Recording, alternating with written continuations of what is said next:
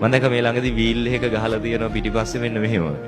මේ මට මම වෙන්න මේ හොඳටම ඇති.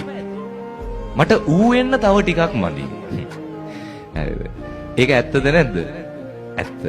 මේ ටික අපිට තමන්ට තමන් වෙන්න මොනවද මදි? මේ තියෙන ටික ඇතිනේ. මේ ටික ඇති තමන්ට තමන් වෙන්න. ප්‍රශ්නේ තියෙන්නේ කොතනද? අර උන් වෙන්න ටිකක් මදිනේ. ඒ ටික හොයන්න ගිහිල්ලා තමයි අපි මේක අසරණ වෙන්නේ. ඒ ටික හොයන්න ගිහිල්ලා තමයි අපි දුක් විඳින්නේ. හැම දෙයකම එහෙමනේ. ගෙදර වුණත් වේවා, කන කෑමක වුණත් වේවා, අඳින ඇඳුම වුණත් වේවා, තමන්ගේ පෙනුම වුණත් වේවා, හැම දෙයකම ඇයි අපි විඳවන්නේ? තමන් නිසා නෙවෙයි, අනුන් නිසා.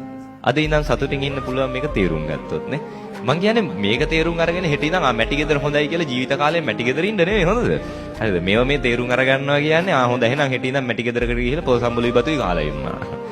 ඒක නෙවෙයි තේරුම් ගන්නවා කියන්නේ. හරිද? තමන්ට පුළුවන් විදිහට තමන්ගේ උපරිමෙන් ටික ටික දියුණු වෙන්න. හැබැයි විඳවන්න එපානේ. මැටි ගෙදර වුණත් විඳවන්න එපා. පුළුවන් විදිහට හිමීට දියුණු වෙන්න. පැහැදිලිද?